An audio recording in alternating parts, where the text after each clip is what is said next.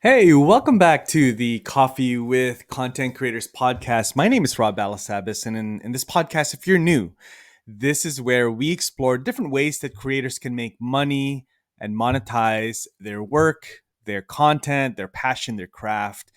During this, crazy time that we're in with the creator economy, that's what this podcast is really all about. My name is Balasabas. I'm the host. I'm a content creator. I also work for a company called uscreen.tv, which is a video based membership platform, and I'm the head of partnerships and community over there. Now, today, I'm really excited I love this topic. You guys probably know if you've been here for a little while. I love this topic of creating revenue streams. It's all about revenue streams. As a content creator, it's all about revenue streams, not just one.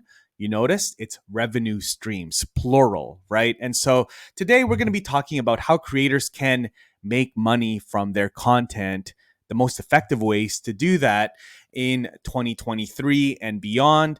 And so, you may not be ready to launch your own coffee brand like Emma Chamberlain, right? Or some of the creators out there that are launching these coffee brands, right? You may not be, launching a burger chain like Mr. Beast, right? But if you're a content creator, you still have a ton of different opportunities to build revenue streams from your content, from your knowledge, from your passion, from your craft, from the things that you love to create. There's going to be ways to make money from that. And so if you've already been trying to do that, I would love to hear what you are trying to build, what type of revenue streams you're looking to build that you've built in the past. Let me know in the comments. I really want to know and dive in. My background has been really working with creators to build digital products, mainly through memberships, through courses, that sort of thing, right? That's my world. That's been my corner for quite some years now, and working with creators and how to do that and how to do that well and how to sustain that type of revenue stream. Now, along the way, I have learned, and I have also for my own channel here on YouTube, my podcast, have learned sponsorships and brand deals, have learned affiliate marketing, have learned physical products as well, coaching, consulting. And so I want to talk about some of these revenue streams and get this conversation started here in the channel. All right. So if you're new, this is a video podcast. So you're probably catching this on YouTube, but you may also be listening to this on my actual audio podcast on Spotify or Apple Podcasts, wherever you tune into the podcast. Make sure that you subscribe. We love to make sure that everybody can catch this content. And so as soon as they are published, so make sure you subscribe on whatever platform you are tuning in on. All right. So the first thing I want to talk about, the first revenue stream I want to talk about is sponsorships and brand deals. All right. Now, this is really when a brand, it's probably, sort of elementary, but I want to make sure that we have a baseline of knowledge here. Now, sponsored content, this is when a brand, right, or a company pays a creator like yourself to feature their product or service in a piece of your content, right? This is a really good way to make money, to be honest, right? It's a really nice injection of revenue into your business, into your content. It's a nice injection of capital into your business, right? Usually it's at least in the hundreds, if not in the thousands of dollars, right? And so you want to make sure that you're doing a few things. Of course, you want to make sure that you're disclosing your sponsored content to your audience, right? Transparency is key here, right? You want to make sure that you let your audience know that, hey, this is a sponsored piece of content. I was paid by this brand to talk about this. All right. So you want to make sure you disclose that. There's also, depending on where you live and where you do business, it's also a requirement by the FTC. Now, I know sponsored content fairly well from both sides, right? I know both the side from the content as a content creator on my own channel here on YouTube and also on the podcast. I have sponsors here. Shout out to my friends that sponsor this this channel, right? Spreadshop, StreamYard. I love those brands, right? I work with a lot of different brands on my channel for them to sponsor me as a content creator. Now, on my in my day job at Uscreen, I'm on the other side. I represent the brand, and so I work with content creators for us to sponsor them, right? Sponsor their content. And so I have really learned quite a bit of things in terms of sponsorships, usage rights, all of those things, different terms that you want to be looking out for, the different agreement terms and things like that. How sponsorship really works. What are you looking to do with sponsorships, both from the brand side and also as a content creator, right? There's a lot of pitfalls that you don't want to fall into, right? You want to make sure that your sponsored content or the sponsors for your content is a natural fit for your audience. Like it is actually something that would benefit your audience. You don't want to just take a sponsor on just because, hey, it's some easy money, right? And then all of a sudden it doesn't really fit your audience. It doesn't really make any sense. Like it's not something that would benefit them or they would find useful. And so you want to make sure that you're doing that. The way that you do sponsored content as well, you want to make sure that it is transparent, but also somewhat natural. There's a natural flow in how you insert and integrate, right? Integrate. That's a really good word to use. I sometimes typically refer to sponsored content as integrations. You really want to integrate that brand into your content, like very seamlessly, very natural. And so, that makes the brand look way, way better. They're going to love that. But also for you, there's no disruption in the content. If somebody's watching your videos or listening to your podcast, there's no like, oh, boom, like this is they're watching, it's cool, it's good content. All of a sudden, boom, it's like, hey, this is a sponsored content. It's like it's sort of, it's not on brand. It's not really fitting in properly into your content. There's no seamless because you still want to make sure that your audience is watching and tuning into the entire piece of content, right? And so the main thing there, transparency is key, and you want to make sure that it is a really good fit for your audience. Now, I know that you guys are probably watching this on YouTube or listening to the podcast, but there's a bunch of different ways that you can work with sponsors for sponsored content, right? Work with brands to sponsor your content. Now, this can be on YouTube, right? So YouTube ad reads are very common. 30, 60, 90-second ad reads. Basically, this is where you would say, hey guys, this video is sponsored by blah, blah, blah, by so-and-so company. They are this. I love using them. And it's like a 30-second sort of elevator pitch that's inserted into your content. Another way that you could do sponsored content on YouTube is through dedicated videos. So this could be a dedicated video all about StreamYard or all about Uscreen, right? Hey guys, this is a full review of Uscreen. Or guys, here is a full tutorial of how to set up StreamYard. And it's a full-on video, right? It's like the whole video is all about StreamYard, all about Uscreen, or all about Spreadshop. And that's a dedicated video.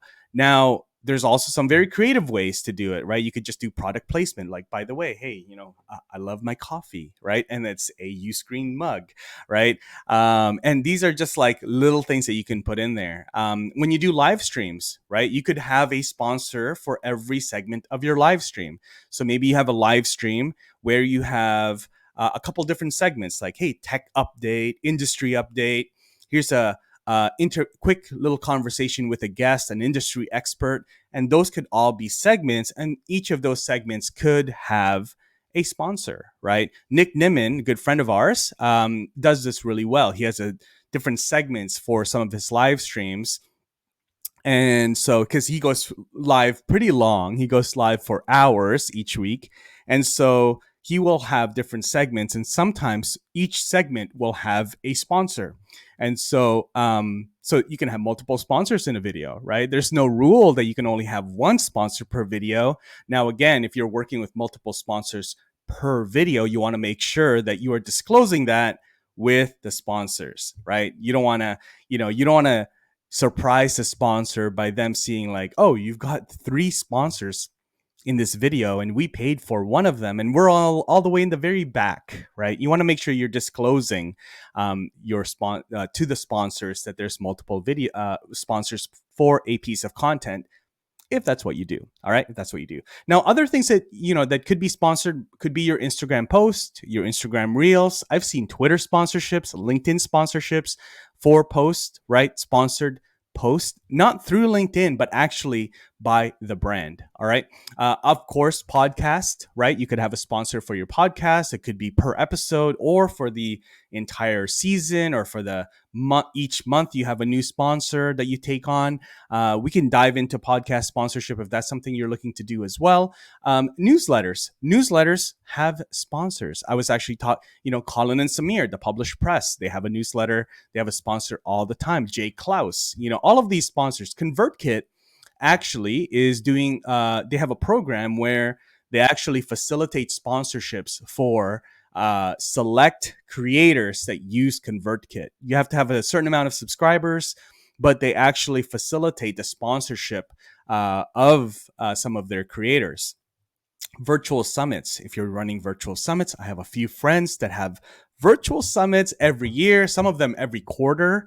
And so they always have a sponsor for that. Your in-person meetups. The world is opening up, guys, right? And so, as you are traveling around, perhaps you may want to do, if you're a travel vlogger, you may want to do a meetup, in London, in New York, wherever you're traveling, you may want to do a meetup. And for that, you could get a sponsor.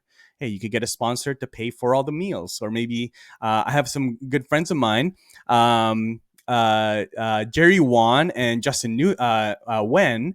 Connect with them on LinkedIn. They've got ABC. They've got this association for Asian creators called ABC, and they have in-person VIP dinners. In different cities. They just had one in LA, and they had another one in New York a little while ago. And so they have sponsors for that. Meta will sponsor it, LinkedIn, Adobe will sponsor it, and so they have sponsors for that. And then to wrap up this section before we go into the next one, next way to make money as a content creator, UGC, user generated content. This is a big topic to unpack. An awesome revenue stream. I have a few friends that do really, really well with user generated content. And so this is really where you create content that gets published on the brand's page, the brand's channel, the brand's YouTube channel or Instagram or their reels. And so it doesn't go on yours, it goes on theirs. So you're essentially licensing or selling the content you create to the brand for them to use on their channels. All right. So that is sponsorships and brand deals. All right. So if you have any questions, any comments, anything you want to add, make sure you put it in the comments down below if you're here on YouTube, or send me a DM or send me a message on Spotify. I think you can leave voice messages on Spotify now. So make sure you do that. All right. The next revenue stream is affiliate marketing. Affiliate marketing is really good.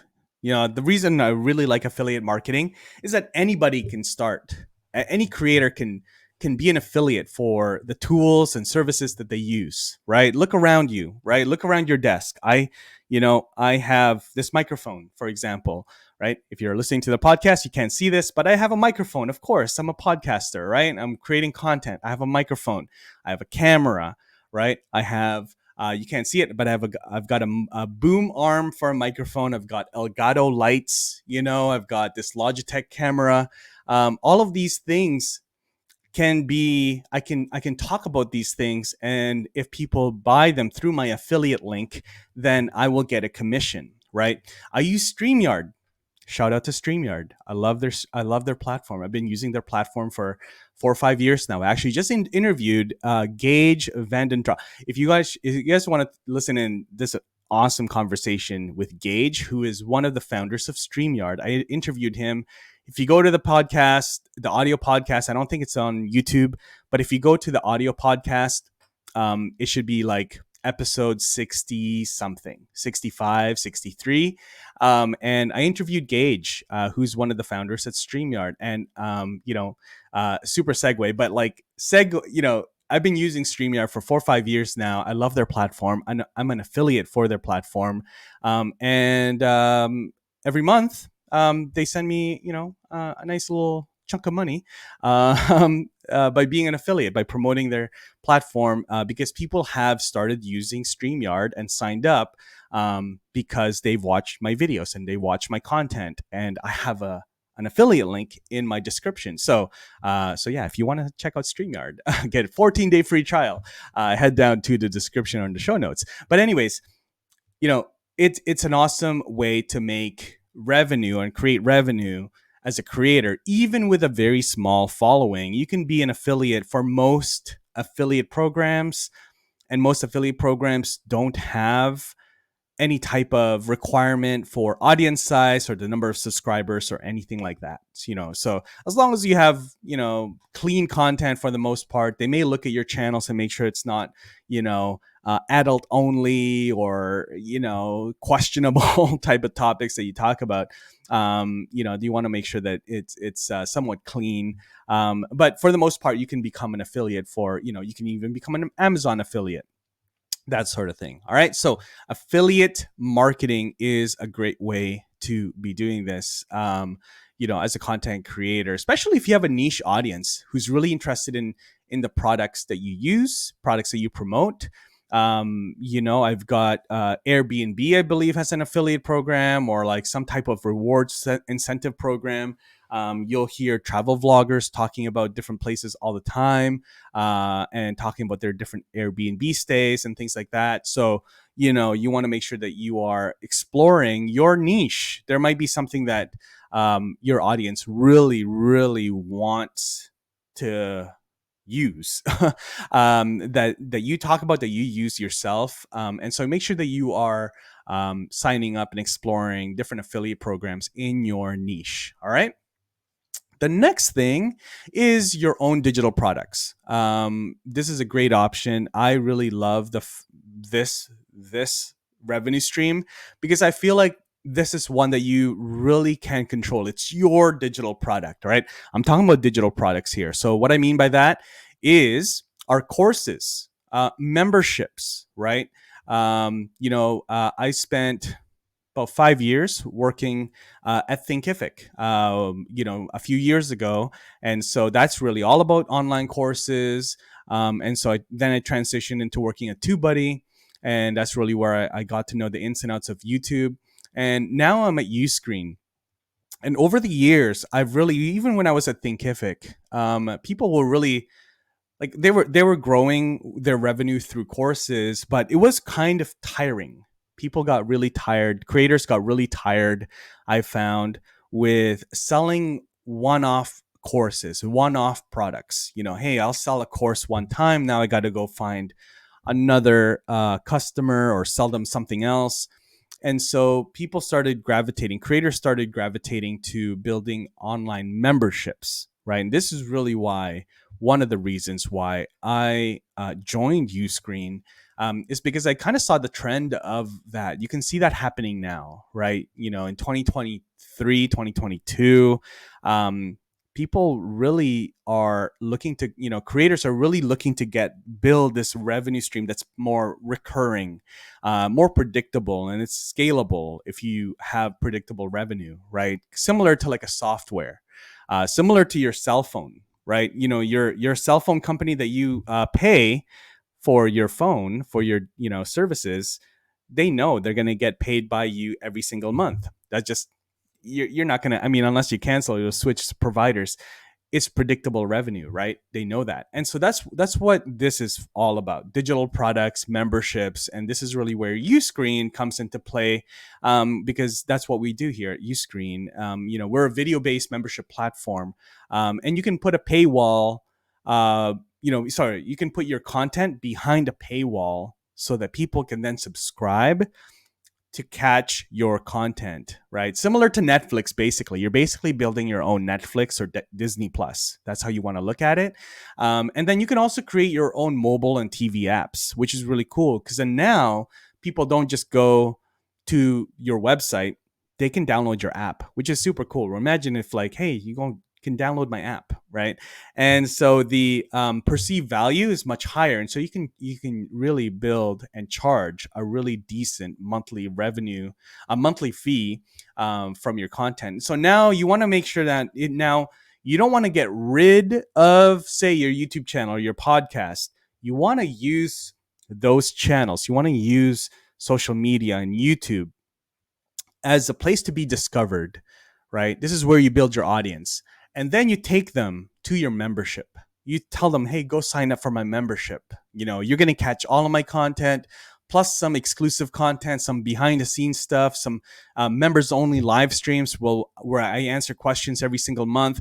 Plus, you get to hang out with my community. There's a community in there inside the membership, and so you want to package all of that into a monthly membership, and so it's really, really cool. All right. So again, predictable revenue, but you have to be committed to it. All right.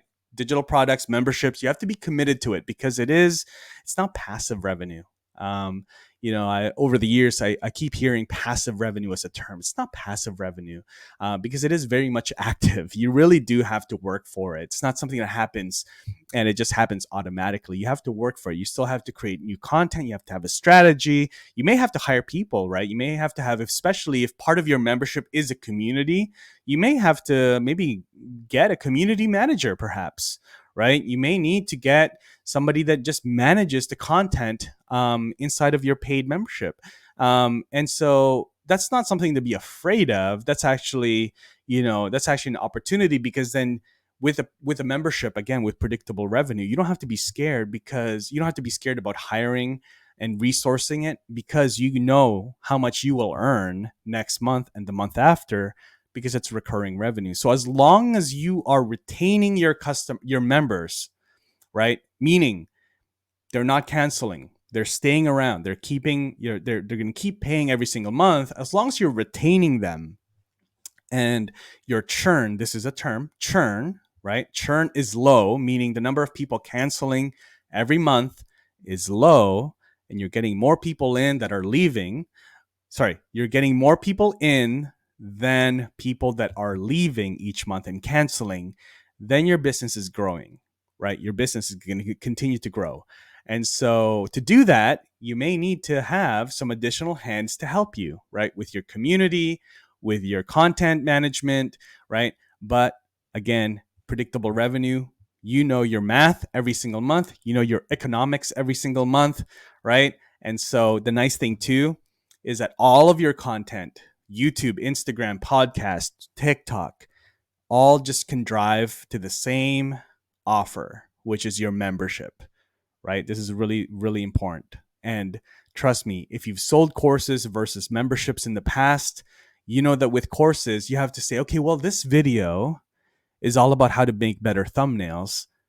I have to make sure that that's linking to my thumbnail course. Now, this video here is all about how to come up with good YouTube titles.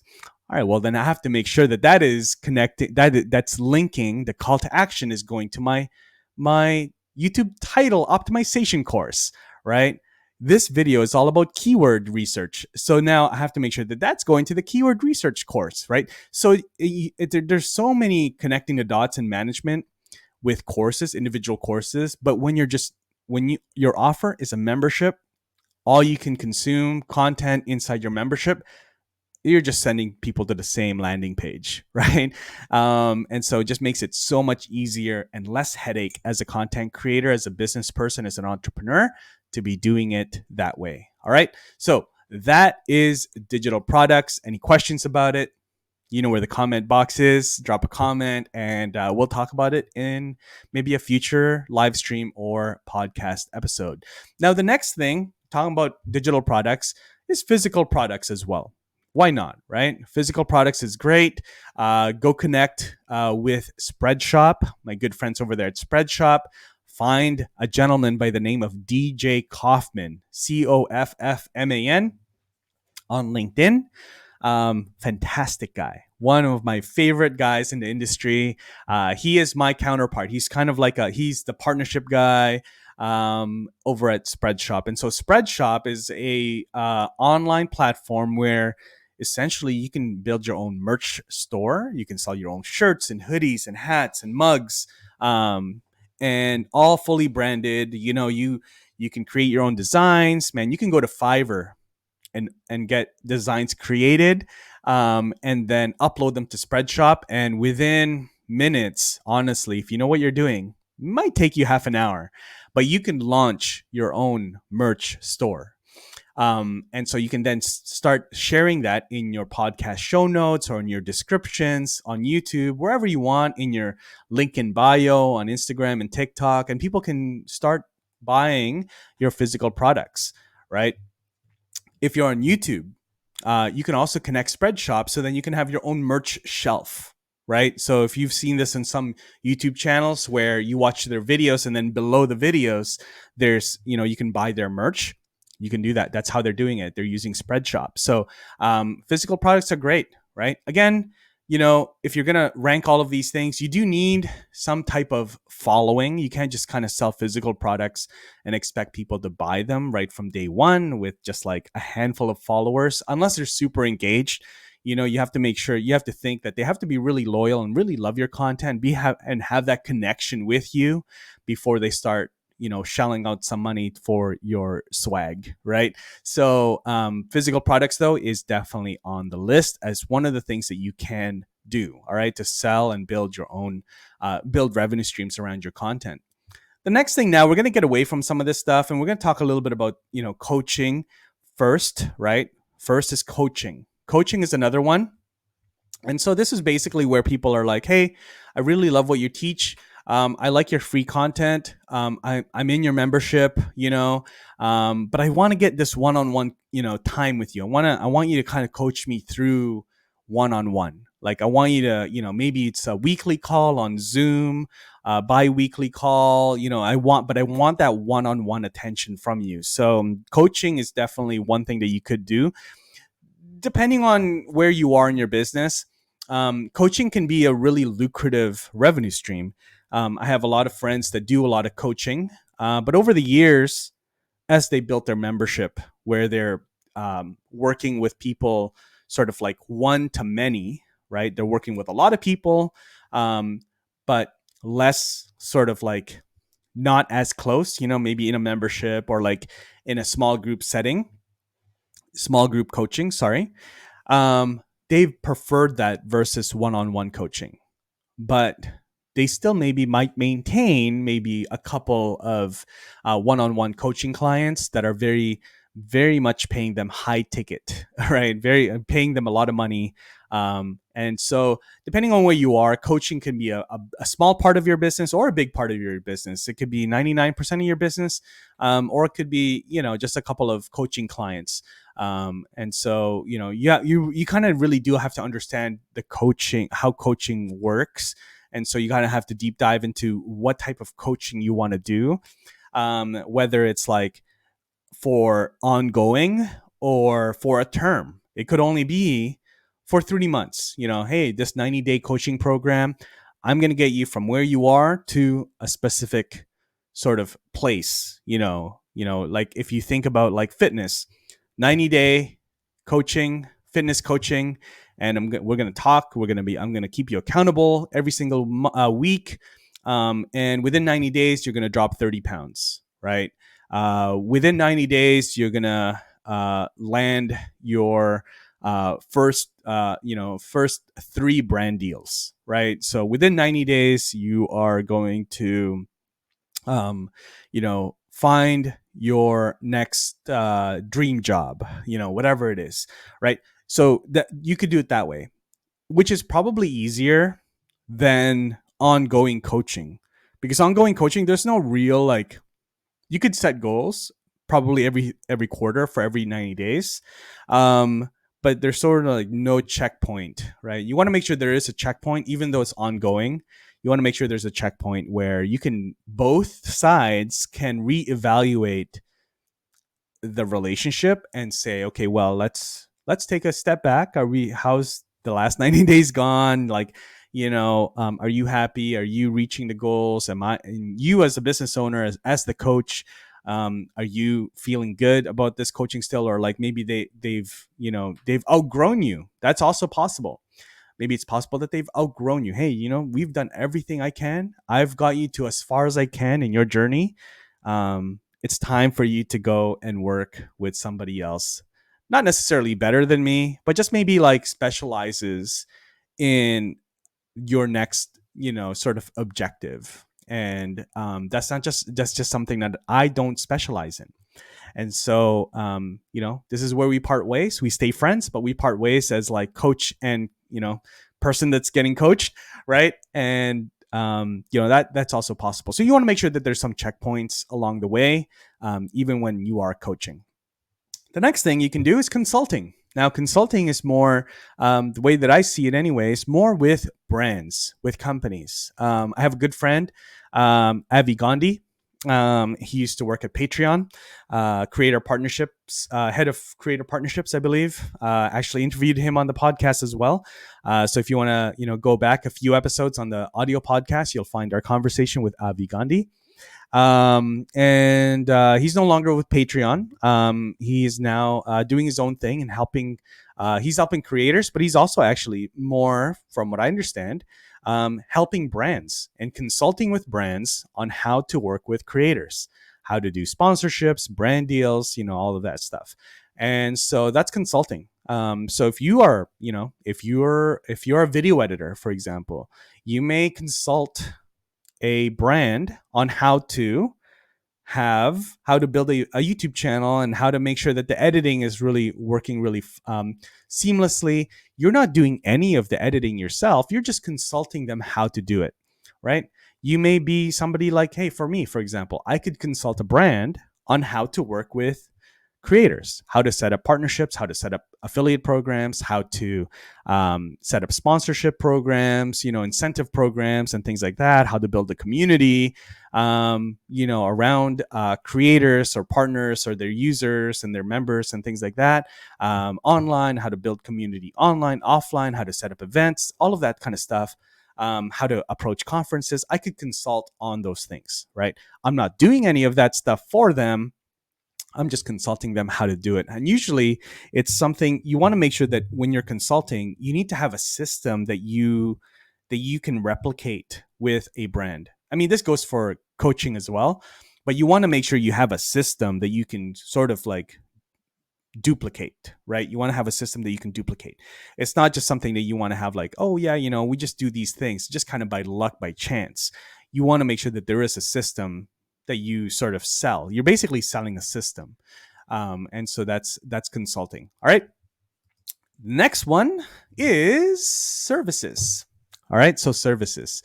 This is the opposite of coaching and consulting. This is actually doing the thing, right? So this could be video editing, right? Copywriting, teaching somebody. This could be like, admin services.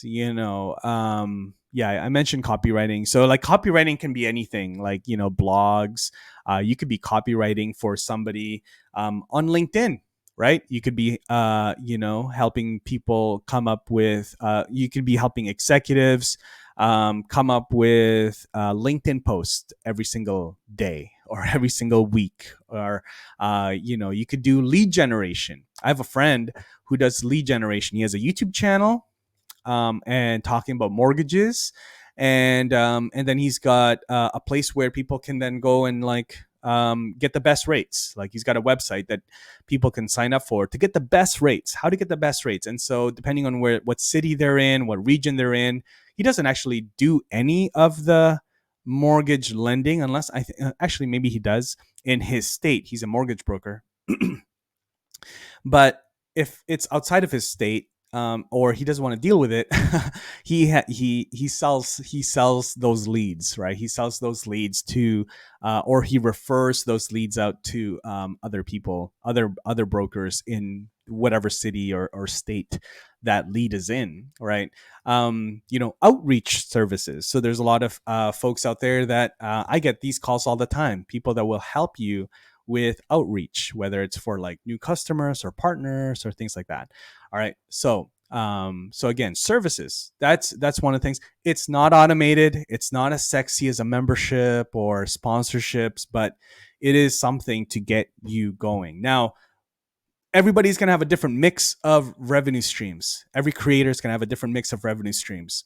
Um, some will have one, right? Some will only do memberships. Some will only do affiliates. Some will only do, brand deals or sponsorships or UGC, right? Um, some will have, but most will have a combination. They'll have a mix. And so, depending on where you are with your business, what you like to do, what you find enjoyable, something that you can sustain, depending on whether you want to build a team or stay sort of like lone wolf out there, right, with your business, and also what you dream to be, what you aspire to be with your time, what sort of revenue goals you have, how you want to play your cards, then there's different models and different combinations for people out there. And so I hope this has really been really helpful to you. Also want to get your feedback on something. I want to get your feedback on the background music for the podcast. Now, this is a really easy feature that I can just add because I'm recording using StreamYard. And so I can just add background music. They've already got background music already in here. So this is the lo-fi background music. There's like night driving, right? Daydreaming, right? Acoustic, cinematic. So, anyways, they've got different background music. So, love to hear your thoughts. Leave a comment. Let me know if you like the background music or not. And otherwise, thanks for hanging out with me. Today is actually, by the way, Friday, December 30th, almost 2023. Friday, December 20th, 2022. Right now, today. And so we probably have one more episode before we wrap up for the year. Sort of an end of year thoughts. So no promises that I'll publish that episode before the end of the year. It might be January 1st or 2nd, but regardless, I hope that you guys enjoyed this episode. I hope that you got something out of this. I would love to know what your thoughts are on revenue streams and which revenue streams you are currently building, and really want to know what questions you have so that we can answer them in future episodes. All right. So thanks for hanging out with me today on this episode. Make sure that you subscribe on whatever platform you're listening in on or watching on. If it's on YouTube, that'd be great. We're almost at 9,000 subs on YouTube. So help us get there. Help us get there. All right. So again, thank you so much. We will see you in the next episode. Take care.